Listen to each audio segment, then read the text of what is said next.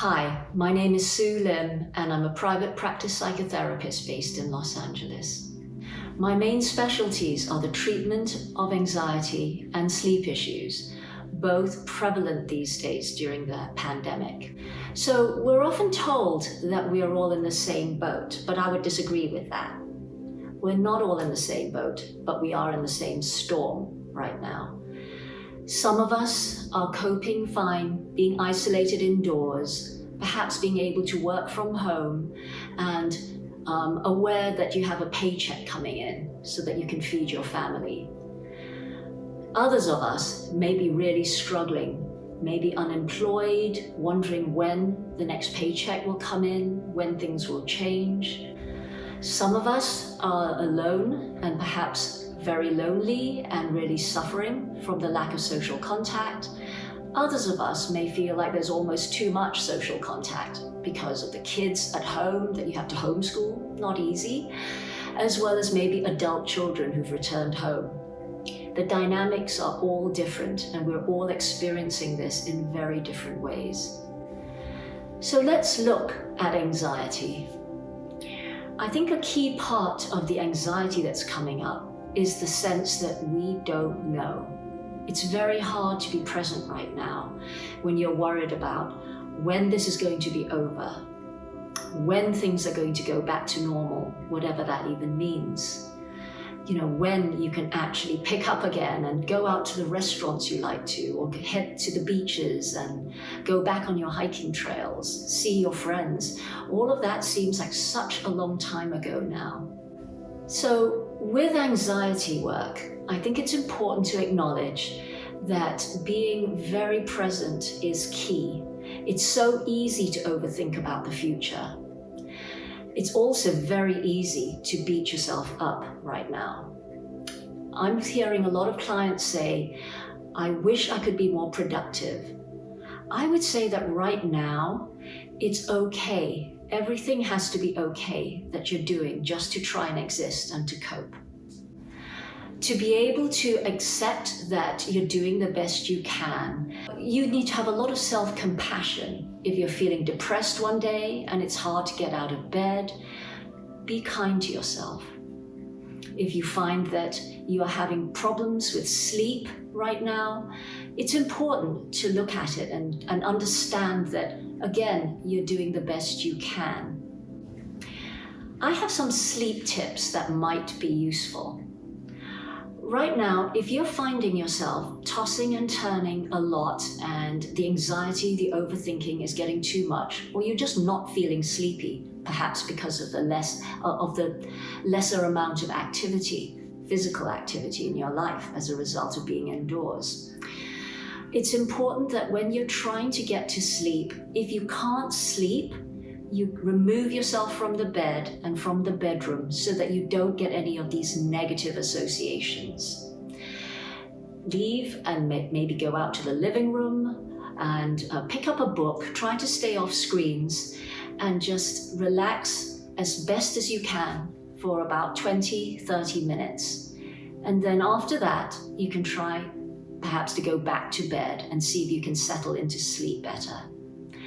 This is important because if you have a negative association with sleep, that you're going to end up having this concern and worry about whether or not you're going to be able to drift off. It's important to know that core sleep is only 5.5 hours long. There are 5 stages of sleep. And you go from just drifting off with the alpha brainwaves through to stage 1, which is the theta brainwaves, when you really feel yourself sinking into sleep. And then you move to stage 2, the first real stage of sleep, which is light sleep. And that takes up 50% of your sleep cycle. And then stages 3 and 4 are delta sleep. And when you're actually in this deep sleep. And finally, we have REM sleep, which is your dream sleep. So when you have the deep sleep, that takes up the first part of your sleep cycle. Even if you don't sleep well one night, the homeostatic sleep pressure that builds up will make sure that you compensate for it the next night or next nights. 100% of your deep sleep is covered by the core sleep and 50% of your REM sleep. It's important also to note that even when you think you're awake, you're actually in light sleep, which is 50% of your sleep cycle. So worrying less about it and just letting yourself go with sleep is really important right now. Some of the sleep hygiene techniques that you must have heard are no screens before bedtime. Ideally, I would say for about 3 hours before bedtime. Also, making sure that the bedroom is dim and you don't have bright lights on, and you have a wind down process before bed. The bedroom ideally should just be for sleep and sex and not for any other activity. If you can avoid watching TV before bed from the bed, that would be a good thing. Another thing to notice about sleep is that a cooler room will help you sleep better. Our body temperature has to drop before we get to feel sleepy. So if you're going to exercise, ideally you want to make sure that you exercise 3 to 6 hours before your allotted bedtime. That way, when your body temperature goes up from the exercise, you have enough time for it to drop again so that you can actually have your body temperature at a much cooler level before bed.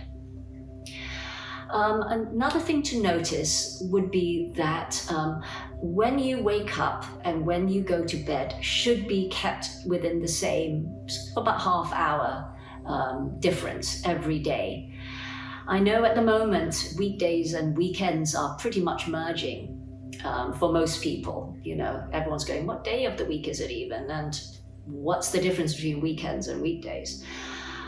But try and keep it to the same kind of time, and that will also help you. So let's look at mindfulness. Right now, there is a lot of waiting. Everyone is going, when are we going to escape quarantine? When is there going to be a vaccine? When can we actually go back to our normal lives? This is so future-based, and I understand there's a lot of anxiety, especially for those who are struggling and suffering as a result of the pandemic. But you're going to find that trying to stay present and attending to manage and regulate your anxieties now is going to be much more helpful than projecting too far into the future. We have to get used to the waiting game. So how do we stay present? Let's look at using the breath to calm ourselves. Now, breathing is very much part of our autonomic nervous system. We don't have to think about breathing. We just do it automatically. But being able to control your breath is going to help you manage your state of mind. And we do have that power. So let's run through a little meditation exercise now. Close your eyes and let's have a couple of cleansing breaths. So I want you to take a deep breath in through your nose, hold it, and now sigh it out audibly. And let's repeat it. A deep breath in through your nose, hold it at the top, and sigh it out. One of the exercises I like to do is the 4-6-8 breath. Now with the 4-6-8 breath, I want you to try and inhale through your nose to the count of 4. Let's try that now. 1, 2, 3, 4, and now hold it at the top for a count of 6. 1, 2, 3, 4, 5, 6. Now exhale to the count of 8. Very slowly, just allow a little breath to be released. 5, 6, 7, 8. Now, the exhale is a very important part of being able to settle your nervous system. It's through the exhale that you're going to find yourself calming down. I also like this exercise, the 4, 6, 8 breath, because it lets you focus on the counting and not get too caught up in your thoughts. I would suggest that you run through the 4, 6, 8 breath a number of times. I hope that was helpful. Thank you.